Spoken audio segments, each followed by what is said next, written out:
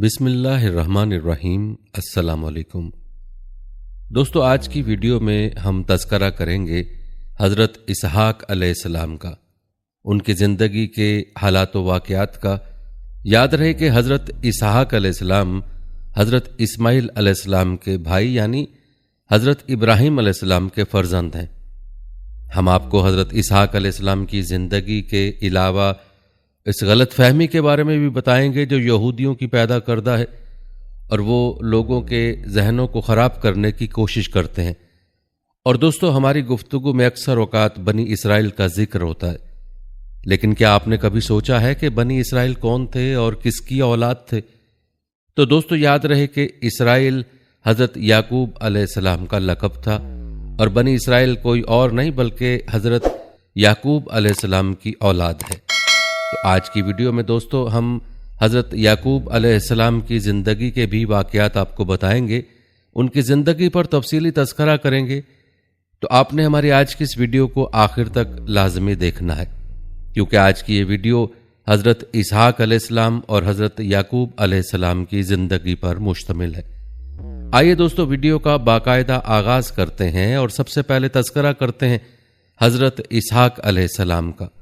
दोस्तों, सबसे पहले बात करते हैं हज़रत इसहाक अलैहिस्सलाम की विलादत की। तो याद रहे कि हज़रत इब्राहीम अलैहिस्सलाम की उम्र मुबारका 100 बरस और आपकी अहलिया हज़रत सारा की उम्र 90 साल थी जब उनके यहाँ हज़रत इसहाक अलैहिस्सलाम पैदा हुए।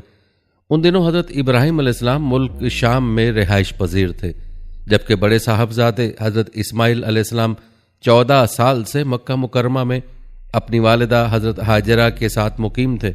एक दिन अल्लाह ताला ने फरिश्तों की एक जमात को ज़मीन पर भेजा ताकि वो कौम लूत पर अज़ाब इलाही नाजिल करें जो हद से गुजर चुकी है। ये फरिश्ते पहले हज़रत इब्राहीम अलैहिस्सलाम के पास आए और उन्हें अल्लाह ताला की जानिब से एक सादतमंद बेटे की खुशखबरी सुनाई।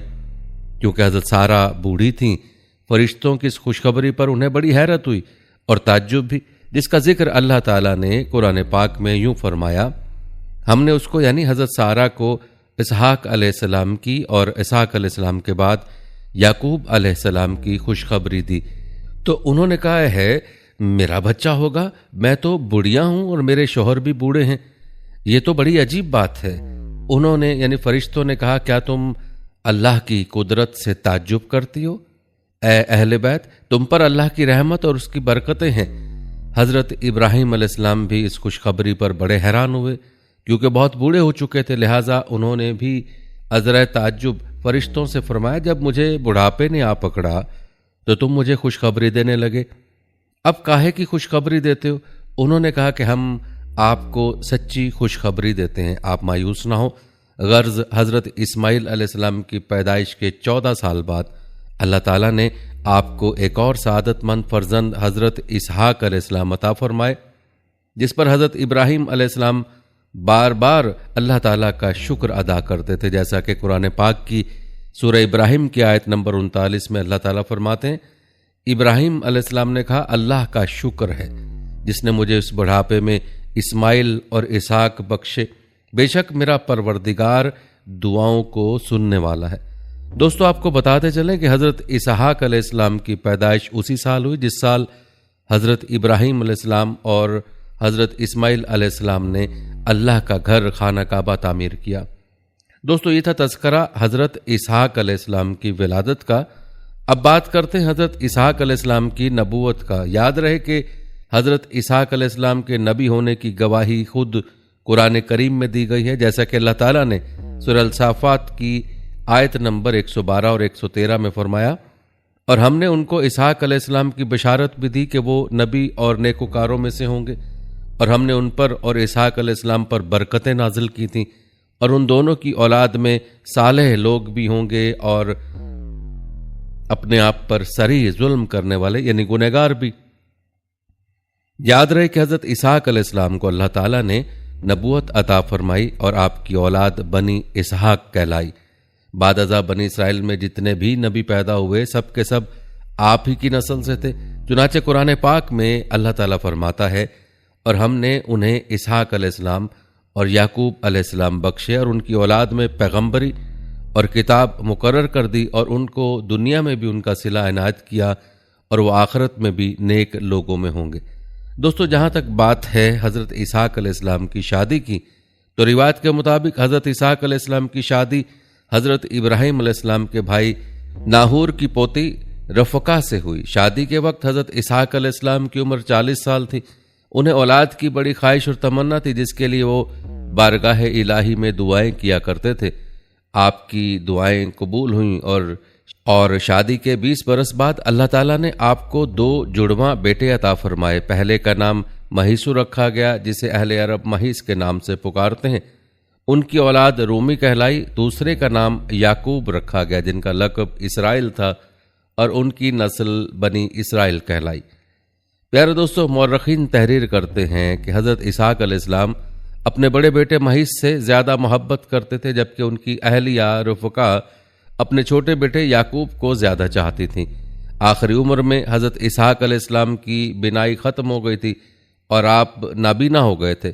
दोनों बेटे सादतमंद थे और बाप की बेहद खिदमत किया करते थे। बड़ा बेटा महीस शिकार का शौकीन था और अमूमन शिकार का गोश्त लाकर वालिद को खिलाया करता था, जिसके बदले उन्हें खूब दुआएं मिलती। एक दिन का वाक़या कि हज़रत इसहाक अलैहिस्सलाम का शिकार का गोश्त खाने को दिल चाहा, तो उन्होंने महीस से अपनी ख्वाहिश का इजहार किया। वो वालिद के लिए शिकार की तलाश में निकल खड़े हुए। उधर वालिदा ने जब ये सुना तो छोटे बेटे याकूब अलैहिस्सलाम से कहा, बेटा क्या ही अच्छा हो कि तुम महीस के आने से पहले बकरी ज़िबा करके खाना वालिद को पेश कर दो, इस तरह तुम्हें दुआएं मिल जाएंगी। हज़रत याकूब अलैहिस्सलाम ने वालिदा की हिदायत पर अमल किया और जल्दी से बकरी का गोश्त भूनकर वालिद की खिदमत में पेश कर दिया। नाबीना वालिद ने खाना तनावुल फरमाया और दुआएं दी कि अल्लाह तुम्हारे मर्तबे को बुलंद फरमाए और तुम्हारी नस्ल में अंबिया और बादशाह पैदा फरमाए, तुम्हें कुशादा रिज्क और औलाद कसीर अता फरमाए। कुछ देर बाद बड़े साहबजादे शिकार का गोश्त लेकर खिदमत में हाजिर हुए और तनावुल फरमाने की दरख्वास्त की, जिस पर हज़रत इसहाक अलैहिस्सलाम को बड़ा ताज्जुब हुआ। वो गोया हुए, ए बेटे ये क्या है?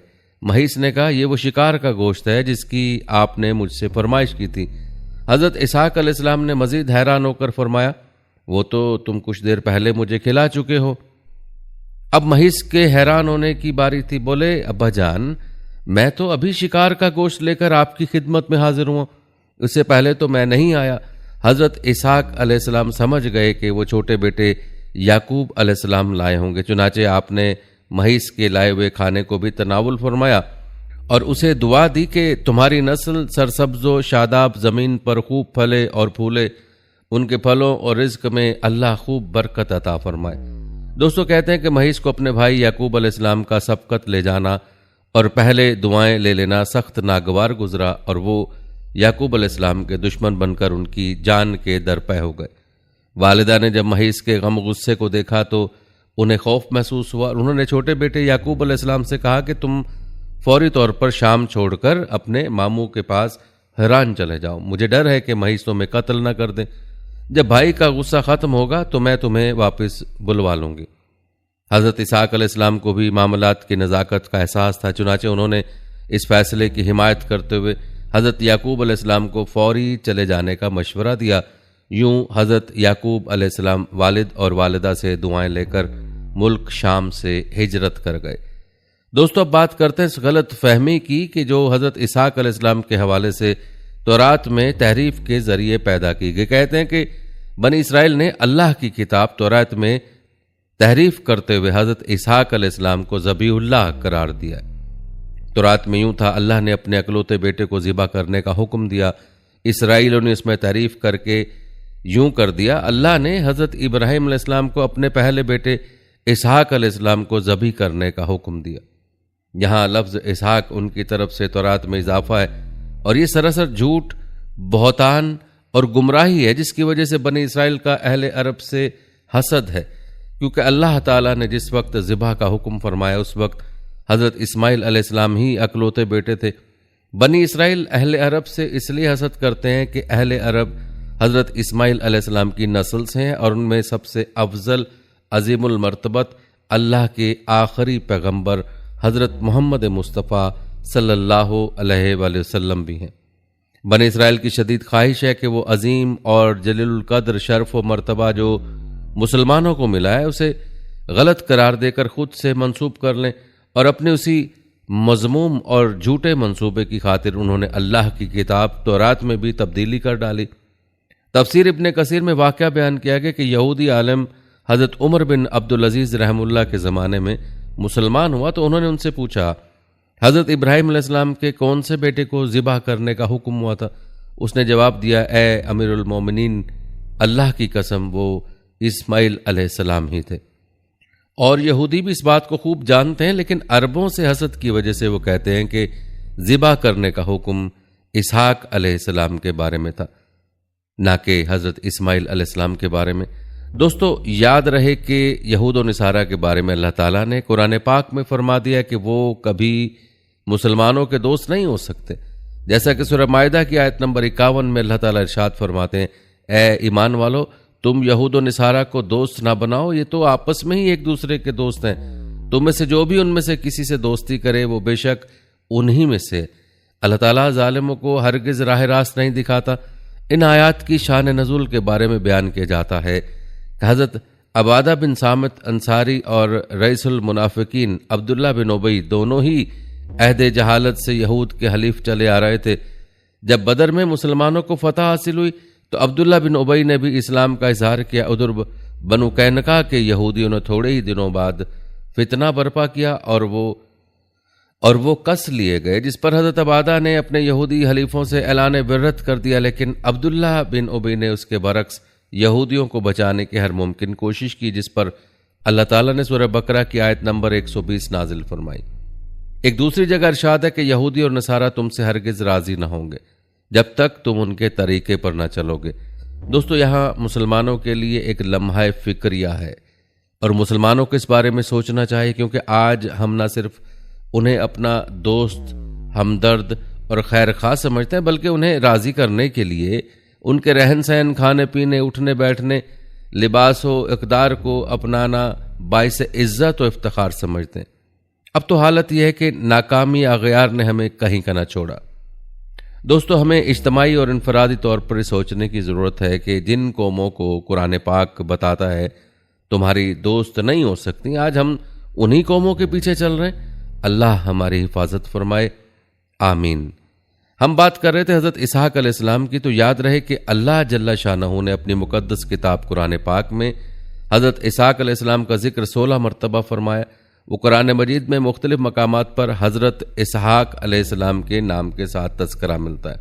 मसलन सूरह अंबिया की आयत नंबर 72 में यूं है, और हमने उन्हें अता फरमाया इसहाक और याकूब जैसा पोता।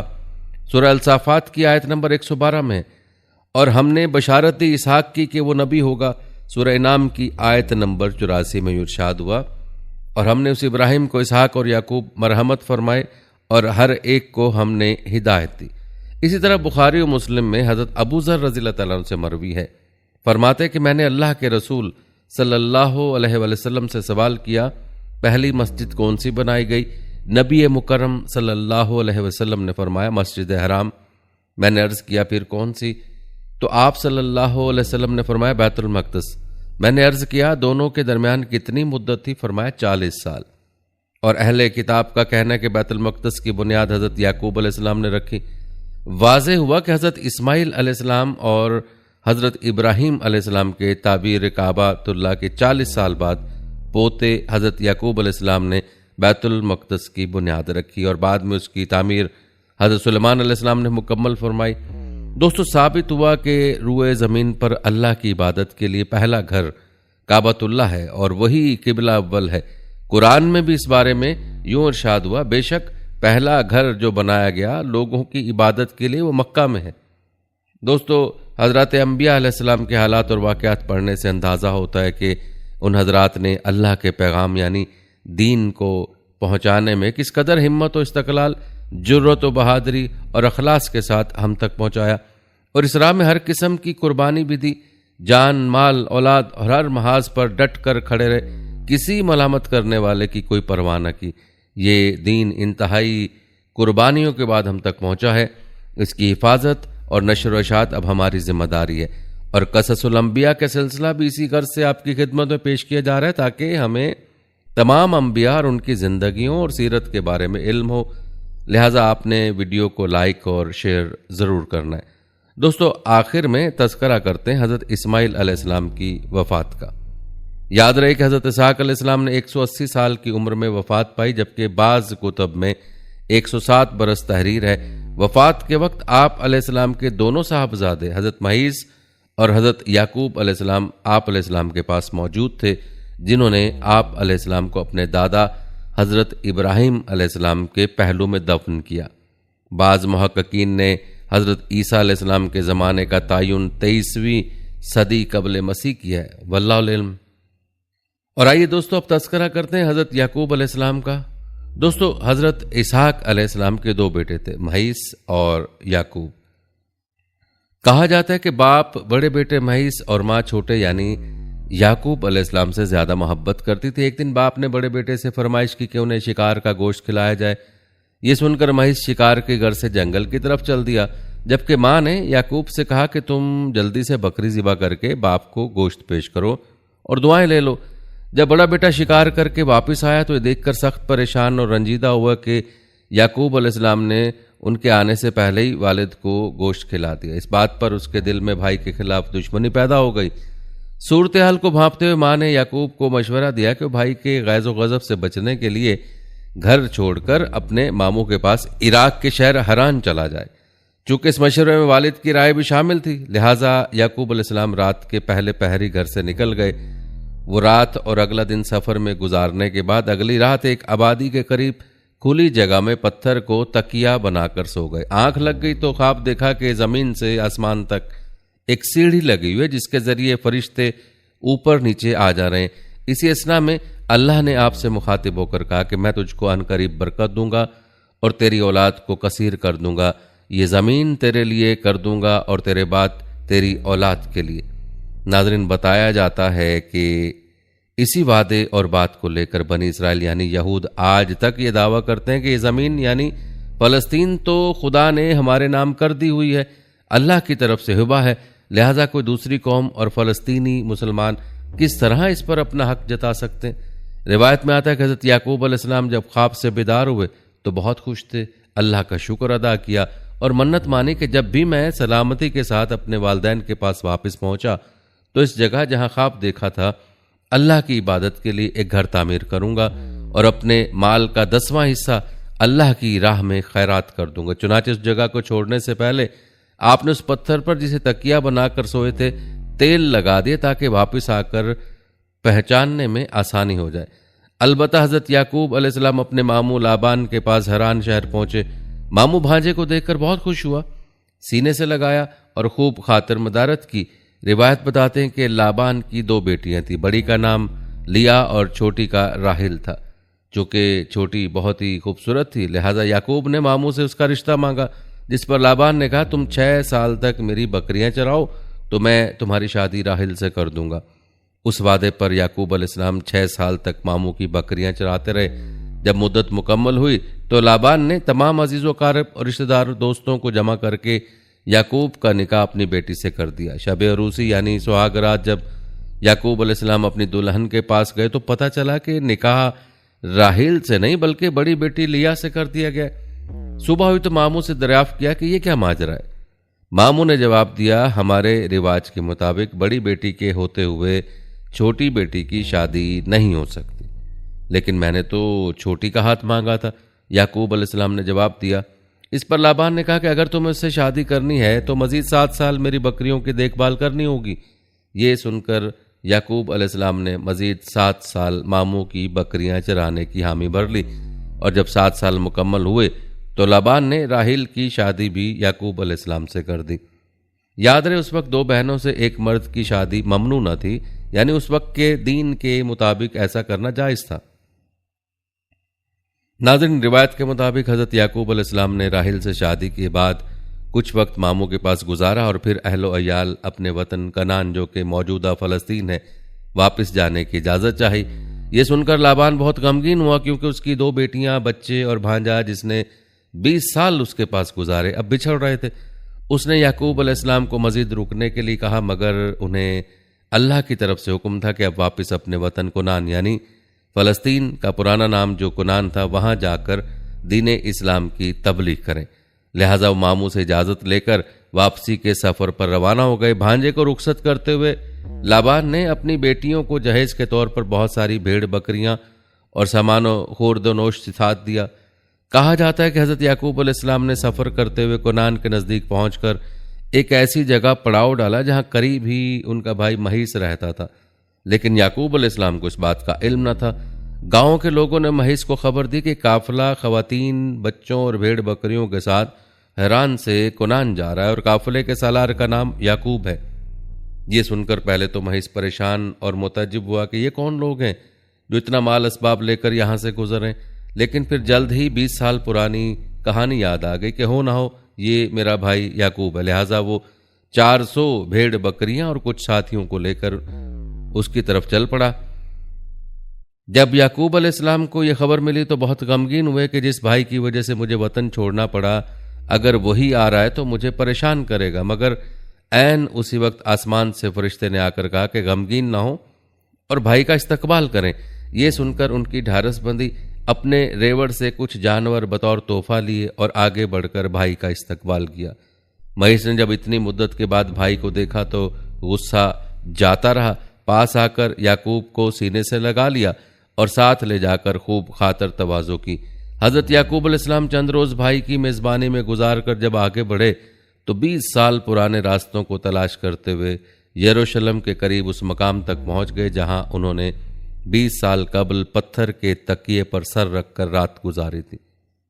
उन्हें अपनी मन्नत याद आ गई, लिहाजा बेटों को साथ लेकर उस पत्थर को तलाश करना शुरू किया जिस पर तेल मल कर गए थे। अगरचे बहुत अरसा गुजर चुका था, लेकिन अल्लाह की मदद व तायद भी थी, इसलिए जल्द ही वो पत्थर तलाश कर लिया और अपनी मानी हुई मन्नत के मुताबिक बेटों के साथ मिलकर वहां अल्लाह का घर तामीर किया, जिसे आज हम बैतुल मक़दस के नाम से जानते हैं।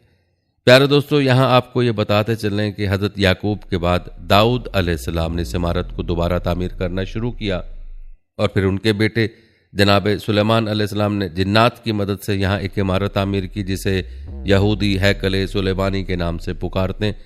बताया जाता है कि इमारत रूमियों और बाबलियों के हमले में तबाह हो गई थी, मगर उसकी एक दीवार, जिसे दीवार गरिया कहा जाता है, आपने तस्वीरों में या वीडियोज़ में यहूदियों को अक्सर उस दीवार के साथ खड़े होकर तौरात पढ़ते देखा होगा। यहूदियों का यह भी मानना है कि मुसलमानों ने अपने दौरे इक़्तिदार में ऐन उस जगह पर मस्जिद अक्सा तामीर की जहां कभी हैकल सुलेमानी मौजूद था। इसलिए हमें जब भी मौका मिला मस्जिद अक्सा को गिराकर दोबारा ग्रेट हैकल तामीर करेंगे। दोस्तों, बात हो रही थी याकूब अलैहिस्सलाम की। याद रहे कि हज़रत याकूब की 2 बीवियां और 2 बांदियां थीं, लिया और राहिल 2 सगी बहनें और मामू की बेटियां, जिनसे शादी करके आप इराक से यरूशलेम वापस जा रहे थे। जबकि बांदियों में जुल्फा और बलहा के नाम रिवायत में मिलते हैं। इन सब के बतन से पैदा होने वाली औलाद और जिस नंबर पर उन बच्चों की पैदाइश हुई उसकी तफसील कुछ इस तरह से। पहली बीवी लिया से रंबून, शमून, लावी, यहूदा, लसियाकार और जबुलून बेटे पैदा हुए, जबकि एक बेटी दीना भी पैदा हुई। दूसरी बीवी राहिल से यूसुफ और बनियामीन 2 बेटे पैदा हुए। बांदी जुल्फा से जाद और आशिर 2 बेटे पैदा हुए और बांदी बलहा से दान और नफ्ताली 2 बेटे पैदा हुए। यूं याकूब अलैहिस्सलाम के 12 बेटे और एक बेटी दीना हुई। उन्हीं 12 बेटों से आगे चलकर बनी इसराइल के 12 कबीले वजूद में आए। याद रहे कि बनी इसराइल से मुराद इसराइल की औलाद है, क्योंकि हज़रत याकूब अलैहिस्सलाम का दूसरा नाम इसराइल था, जिसका मतलब है अल्लाह का बंदा। लेकिन हज़रत याकूब अलैहिस्सलाम के एक बेटे यहूदा के नाम की मुनासबत से उन्हें यहूदी भी कहा जाता है।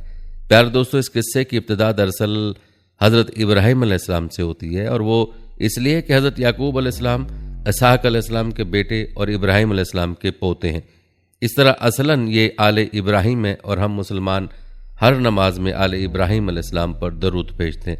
लेकिन दोस्तों, ये दास्तान जानबूझकर हज़रत याकूब अलैहिस्सलाम से शुरू की गई है, क्योंकि उनके वालिद हज़रत इसहाक के जंक्शन से आले इब्राहिम 2 हिस्सों बनी इसराइल और बनी इस्माइल में बंट जाते हैं। और यही वो नुक्ता है जिसे समझने की ज़रूरत है। हमारे यहाँ कुछ लोग यहूदियों को बुरा भला तो कहते हैं, लेकिन ये नहीं बताते कि ये हैं कौन और बनी इस्माइल से उनका क्या रिश्ता है। दोस्तों, ये तो हर कोई जानता है कि हज़रत इब्राहिम अलैहिस्सलाम की 2 बीवियां थीं, पहली बीवी बीबी सारा से औलाद ना होने पर आपने फिरौन मिस्र की बेटी सैयदा हाजरा से दूसरी शादी कर ली, जिनके बतन से अल्लाह ने आपको हज़रत इस्माइल अलैहिस्सलाम की शक्ल में फर्जंद अता किया। अगरचे अल्लाह का हुक्म और इरादा था, लेकिन बाज़ मौरख लिखते हैं कि जब दूसरी बीवी हाजरा अलैहिस्सलाम के यहाँ बेटा पैदा हुआ तो दो ख़वातीन के दरमियान चपकलश शुरू हो गई। लिहाजा हज़रत इब्राहीम, बीबी हाजरा और नौमौलूद इस्माइल अलैहिस्सलाम को यरूशलेम से कोसों दूर वादी मक्का में सफ़र मरवा के मकाम पर छोड़ आए, और यही जगह आज हमारे हज का एक अहम रुकन है। याद रहे कि बीबी हाजरा और हज़रत इस्माइल अलैहिस्सलाम के मक्का चले जाने के बाद अल्लाह ने बीबी सारा को भी बेटा अता कर दिया, जिसका नाम इसहाक रखा गया, और इसी इसहाक के बेटे याकूब की नस्ल को बनी इसराइल कहा जाता है। यूं समझ लीजिए कि इसहाक और इस्माइल दो भाई थे। छोटे भाई इसहाक की नस्ल जो फ़लस्तीन में फली फूली बनी इसराइल कहलाई, जिसमें से दानियाल, यूसुफ, अयूब, दाऊद, एलिया, सुलेमान, मूसा और ईसा अलैहिस्सलाम जैसे आली मर्तबत अंबिया अलैहिस्सलाम ने जन्म लिया। जबकि बड़े बेटे इस्माइल अलैहिस्सलाम की औलाद सरजमीन हजाज मौजूदा सऊदी अरब की वादी मक्का में आले इस्माइल के नाम से आगे बढ़ी। इस तरह रिश्ते के लिहाज से बनी इसराइल और बनी इस्माइल कज़न यानी सगे चचाजाद भाई हैं, और इसी बनी इस्माइल के एक कबीले कुरैश की शाख बनी हाशिम में खातमुन नबीयीन हज़रत मोहम्मद मुस्तफ़ा सल्लल्लाहु अलैहि वसल्लम का जन्म हुआ। प्यारे दोस्तों, इस सारी कहानी बयान करने का मकसद ये था कि आपको बनी इसराइल और बनी इस्माइल के बारे में तफसील से आगाह किया जाए। और आप जान चुके हैं कि हज़रत इब्राहीम अलैहिस्सलाम के दो बेटों से सिलसिला चला। हज़रत इसहाक अलैहिस्सलाम के बेटे याकूब अलैहिस्सलाम की औलाद बनी इसराइल कहलाई, जबकि इस्माइल अलैहिस्सलाम की बनी इस्माइल। अब आपको मौजूदा दौर के यहूदियों के बारे में बताते हैं जो खुद को बनी इसराइल कहते हैं। उन यहूदियों और अरबों में यानी मुसलमानों में झगड़ा चल रहा है, उस झगड़े की असल वजह हज़रत याकूब अलैहिस्सलाम पर वही होने वाले वो जुमले हैं जिनका तज़किरा वीडियो के आगाज़ में हुआ था कि जब हज़रत याकूब अलैहिस्सलाम ने मामू के घर जाते हुए रास्ते में पत्थर पर सर रखकर रात गुजारी और वो ख्वाब देखा जिसमें अल्लाह ने उन्हें बशारत दी कि मैं तुझे बरकत दूंगा, तेरी औलाद को कसीर कर दूंगा, और ये ज़मीन तेरे लिए कर दूंगा और तेरे बाद तेरी औलाद के लिए। प्यारे दोस्तों, इसी खुदाई वादे के रिवायत को लेकर यहूदी या बनी इसराइल ये दावा लिए घूम रहे हैं कि अल्लाह ने तो हमारे दादा याकूब बिन इसहाक से बरकत का अहद किया था, लिहाजा बनी इसराइल से बाहर बिलखसूस बनी इस्माइल से कैसे कोई नबी आ सकता है, और ये ज़मीन यानी फ़लस्तीन तो उस वक्त से हमारे नाम हुबा कर दी गई थी, लिहाजा हम बनी इस्माइल के नबी यानी हज़रत मोहम्मद सल्लल्लाहु अलैहि वसल्लम को मानते हैं और ना ही अर्ज़ फ़लस्तीन को छोड़ने के लिए तैयार हैं, क्योंकि ये हमारे दादा याकूब अलैहिस्सलाम को अल्लाह ने खुद अता की है। दोस्तों, आपकी आगाही के लिए यहाँ भी बताता चलें कि बनी इसराइल यानी यहूदी इस्माइल अलैहिस्सलाम की वालिदा बीबी हाजरा अलैहिस्सलाम को लौंडी का दर्जा देते हैं। इसराइली लिटरेचर के मुताबिक फिरौन मिस्र ने उनके परदादा हज़रत इब्राहीम अलैहिस्सलाम को लौंडी अता की थी, और लौंडी कभी मालकन यानी सारा यानी वालिदा इसहाक अलैहिस्सलाम की हम मर्तबा नहीं हो सकती। उनका अपनी किताबों में ये बात लिखने का मकसद ये था कि इस्माइल अलैहिस्सलाम को लौंडी का बेटा जाहिर करके अपने दादा हज़रत इसहाक अलैहिस्सलाम से कमतर साबित किया जाए, नाउजुबिल्लाह। प्यारे दोस्तों, रिवायत के मुताबिक दरअसल हुआ यूं था कि हज़रत इब्राहीम अलैहिस्सलाम तबलीग इस्लाम की वजह से इराक के बादशाह नमरूद के जुल्म सितम का निशाना बने और तंग होकर जब अपना आबाई वतन वादी बाबुल छोड़ने पर मजबूर हुए तो अपनी अहलिया बीबी सारा अलैहिस्सलाम को लेकर फ़लस्तीन की तरफ निकल पड़े। रास्ते में मिस्र का मुल्क आता था, वहां पहुंचे तो बादशाह मिस्र फिरौन को उसके कारिंदों ने खबर दी कि इब्राहीम नाम का एक मुसाफिर आया है जिसके साथ उसकी इंतहाई हसीन व जमील बीवी भी है। फिरौन का मामूल था कि अगर किसी बाहर से आने वाले शख्स की बीवी खूबसूरत हो तो वो उसे अपने पास रख लेता था, लिहाजा उसने हुक्म दिया कि इस औरत को मेरे सामने पेश किया जाए। जब हज़रत इब्राहीम अलैहिस्सलाम के पास फिरौन के कारिंदे इस गर्ज से आए कि अपनी बीवी सारा को बादशाह के पास भेजो, तो उन्होंने अल्लाह से दुआ की कि ऐ रब, जिस तरह तूने मुझे नमरूद की आग से बाहिफाजत निकाला, इसी तरह इस बादशाह की बुरी नीयत से मेरी पाकबाज बीवी सारा को महफूज रखना। चूंकि आप सफ़र में थे और मुसाफिर थे, अकेले थे, लिहाजा बेबसी की हालत में बीबी सारा को फिरौन के दरबार में रवाना कर दिया। जब पैगंबर खुदा की बीवी फिरौन के सामने गईं तो उनके हुस्न जमाल को देखकर दीवाना हो गया और ख़राब नीयत से उनकी तरफ बढ़ने लगा। ये देखकर बीबी सारा ने नमाज पढ़नी शुरू कर दी और अल्लाह से दुआ की कि ए मालिक, मैंने अपने खामन के सिवा किसी को नहीं देखा, मुझे फ़िरौन के गलत इरादे से महफूज रखना। जब नमाज से फारिग हुई तो फ़िरौन ने फिर हाथ बढ़ाया, लेकिन इसी दौरान उसे अज़ाब इलाही ने आन लिया। वो बेहोश होकर गिर पड़ा। मौरखीन कहते हैं कि उसके मुंह से झाग निकलने लगी और करीब था कि वो मर जाता। ये देखकर बीबी सारा परेशान हो गई कि अगर ये मर गया तो बादशाह के कत्ल का इल्ज़ाम मुझ पे आयद होगा। उन्होंने फिर अल्लाह से दुआ की कि इसे ठीक कर दे। जब वो ठीक हो गया तो उसने दोबारा से वही हरकत की और बीबी सारा अलैहिस्सलाम को दोबारा दुआ करनी पड़ी। जब 2 दफ़ा अजाब से गुजरा तो उसे यकीन हो गया कि औरत इंसान नहीं बल्कि जिन्नात में से। उसने अपने कारिंदों से कहा, तुम तो किसी जिन को मेरे पास ले आए हो, इसे वापस उसके खामिन के पास ले जाओ। वो सारा सलामुल्लाह की शख्सियत और करिश्मा से इस कदर मुतासिर हुआ कि जाते उसने अपनी बेटी हाजरा अलैहिस्सलाम उन्हें तोहफे में दे दी, जिसे बीबी सारा ने हज़रत इब्राहिम की खिदमत में पेश किया और उन्होंने उससे निकाह कर लिया, क्योंकि तब तक उनकी कोई औलाद न थी। और इस तरह बीबी हाजरा अलैहिस्सलाम के बतन से अल्लाह ने हज़रत इब्राहिम अलैहिस्सलाम को पहला बेटा अता किया, जिसका नाम इस्माइल रखा गया। याद रहे कि इस वाक़े के पेश नज़र बनी इसराइल ने फ़िरौन की बेटी हाजरा सलामुल्लाह अलैहा को कसदन कनीज़ लिखा। ये बाइबल में है ताकि इसकी औलाद यानी बनी इस्माइल का मर्तबा कमतर किया जा सके।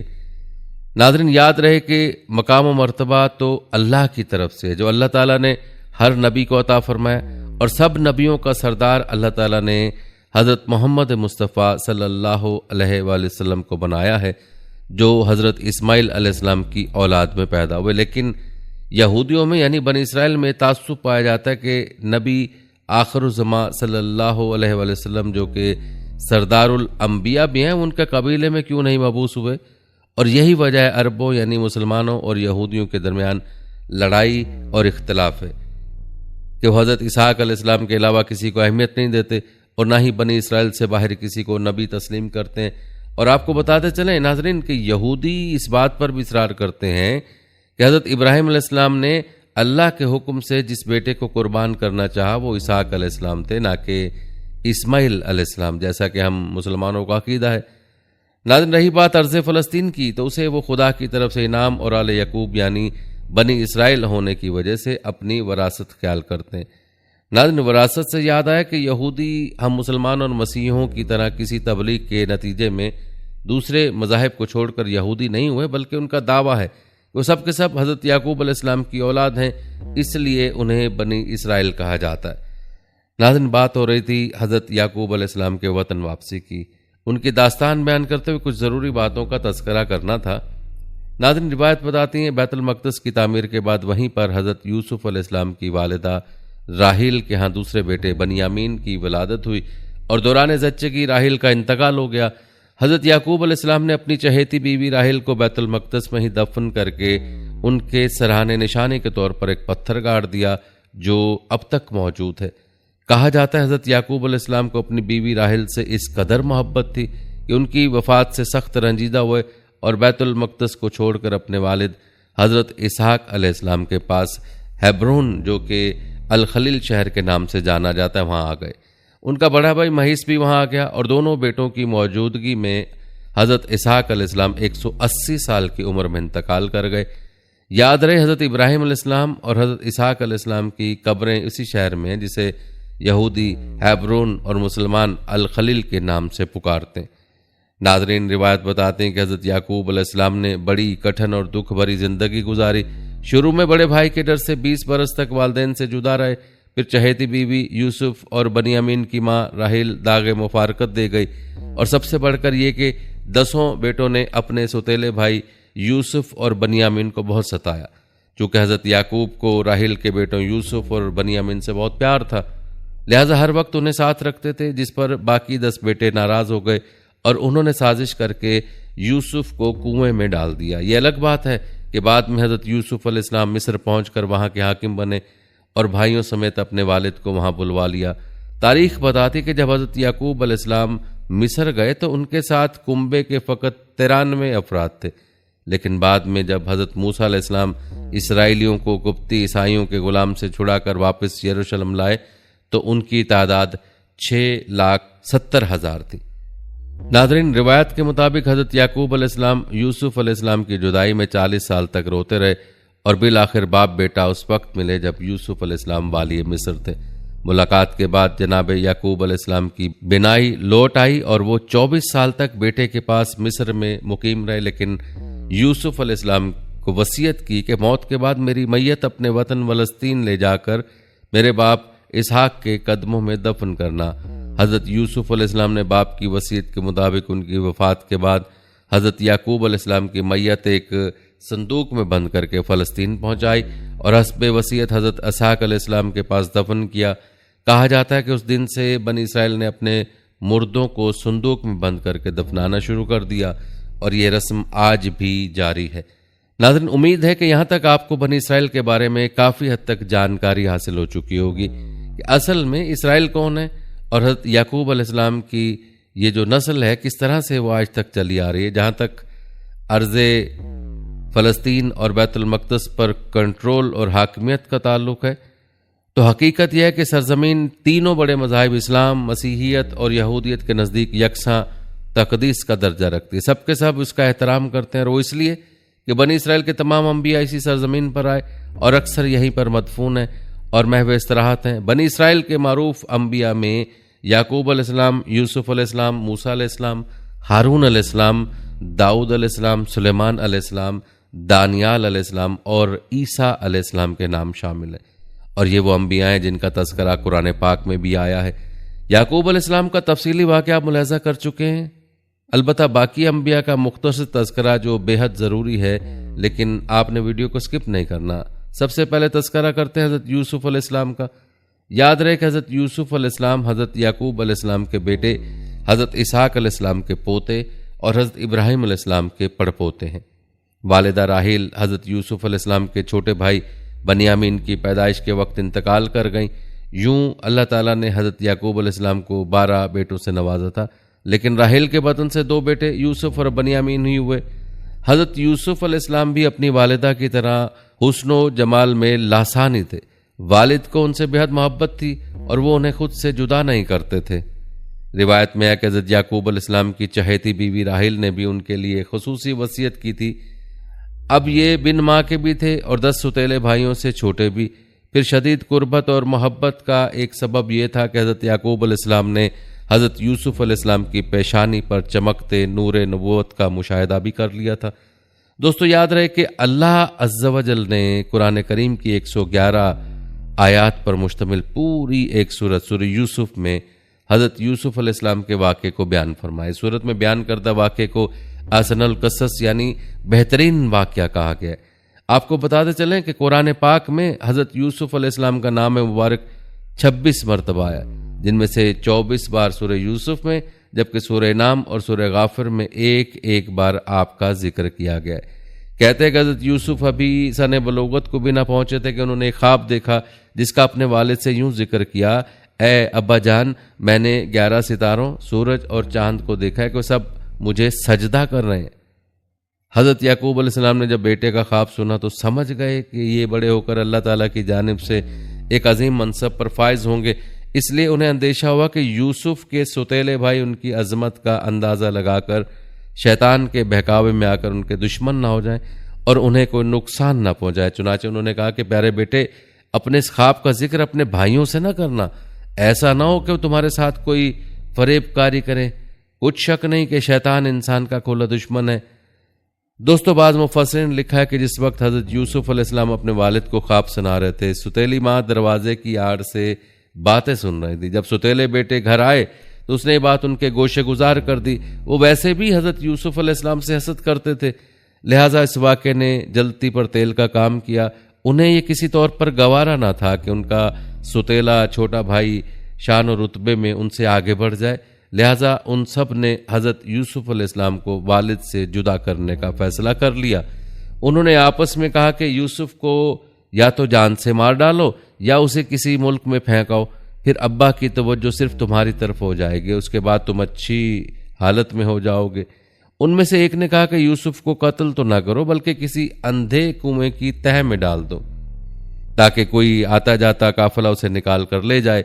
अगर तुमको कुछ करना ही है तो यूं करो, दोस्तों ये वाक़या एक तवील वाक़या जिसका तज़किरा यहाँ मकसूद नहीं, अलबत्ता अल्लाह ताला की मंशा के मुताबिक हज़रत यूसुफ़ अलैहिस्सलाम का ख्वाब सच्चा हुआ। अल्लाह ताला ने उनको वाली मिस्र बनाया और सब भाइयों ने उनको सजदा किया, जो कि ताज़ीमन था और उस वक्त की शरीयत में जायज़ था, जिसका तज़किरा कुरान पाक में मौजूद है। दोस्तों ये था मुख्तसर सा तारुफ हज़रत यूसुफ़ अलैहिस्सलाम का। आइए अब तज़किरा करते हैं हज़रत याकूब अलैहिस्सलाम की वफ़ात का। रिवायत में आता है कि हज़रत याकूब अलैहिस्सलाम की वफ़ात का वक्त जब करीब आया तो आप अलैहिस्सलाम ने अपने बेटों को जमा किया और उनसे पूछा, मेरे बाद तुम किसकी इबादत करोगे? सब ने यक ज़बान होकर जवाब दिया, ए अब्बा जान, हम सब उस रब की इबादत करेंगे जो आप अलैहिस्सलाम का और आप अलैहिस्सलाम के आबा व अजदाद यानी इब्राहीम अलैहिस्सलाम, इस्माइल अलैहिस्सलाम और इसहाक अलैहिस्सलाम का माबूद है। जैसा कि सूरह बकरा की आयत नंबर 133 में अल्लाह ताला ने फरमाया, भला जिस वक्त याकूब वफात पाने लगे तो तुम उस वक्त मौजूद थे जब उन्होंने अपने बेटों से पूछा कि मेरे बाद तुम किसकी इबादत करोगे? तो उन्होंने कहा कि आपके माबूद और आपके बाप दादा इब्राहिम, इस्माइल और इसहाक के माबूद की इबादत करेंगे जो माबूद यकता है और हम उसके फरमाबरदार रहेंगे। और दोस्तों इसी सूरत की आयत नंबर 132 में अल्लाह ताला ने फरमाया, उस बात की इब्राहिम ने अपने बेटों को वसीयत की और याकूब ने भी अपने बेटों को कहा कि ए मेरे बेटो, अल्लाह ने यही दीन तुम्हारे लिए मुंतखब फरमाया, लिहाजा तुम्हें मौत आए तो इसी हालत में आए कि तुम मुसलमान हो।